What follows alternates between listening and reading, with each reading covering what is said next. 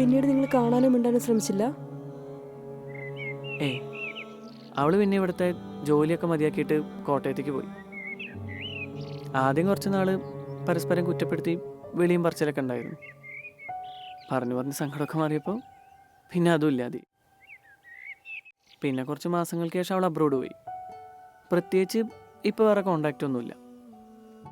നിങ്ങൾ സൂപ്പർ ആയിരുന്നു കേട്ടോ. വിട്ടുകളയണ്ടായിരുന്നു. കേട്ടിട്ട് എനിക്ക് തന്നെ സങ്കടം തോന്നുന്നു. അത് നിനക്ക് ശരിക്കും അവളെ അറിയാത്തോണ്ടാ. ഈ അവസാനമൊക്കെ ആയപ്പോഴേ തനി ടോക്സിക് ആയിരുന്നു. അപ്പോൾ താനോ? ഇപ്പം നിങ്ങൾ സെറ്റായോ? അയ്യോ, അങ്ങനെയല്ല.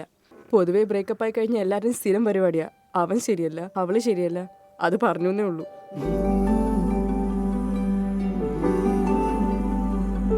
എടോ, തൻ്റെ കണ്ണു കൊള്ളാം. ശരിക്കും കൊള്ളാടോ. ഈ കുറേ ദിവസം ആഗ്രഹിച്ച് മിണ്ടിയതുകൊണ്ടാണോ എന്നറിയില്ല. എന്തോ സംസാരിച്ച് കഴിഞ്ഞപ്പോൾ ഉണ്ടല്ലോ, മനസ്സിനൊക്കെ ഒരു വല്ലാത്തൊരാശ്വാസമുണ്ട്. എന്നാ ശരിയോടോ, എനിക്ക് ഡ്യൂട്ടിക്ക് കയറാൻ സമയമായി. ഓക്കെ, നമുക്കിതുപോലെ കാണാം ഇടയ്ക്കൊക്കെ. ബൈ. ചേട്ടാ ഒരു മിനിറ്റ്.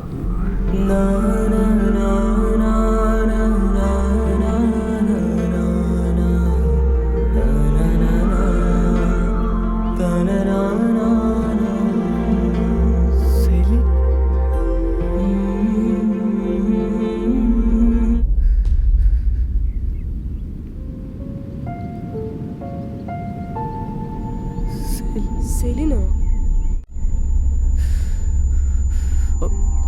ഒന്നുമില്ല ചേട്ടാ, ഞാനൊരു കാര്യം ചോദിച്ചോട്ടെ? ചേട്ടൻ പറഞ്ഞ കഥയിലെങ്കിലും തിരുത്തുണ്ടോ? തിരുത്തോ? എന്ത് തിരുത്ത്? ചേച്ചി ഇപ്പോൾ ഇല്ലെന്നോ? എന്തില്ലെന്ന്? അത് എന്നോടെന്തോ ആരോ പറയുന്ന പോലെ,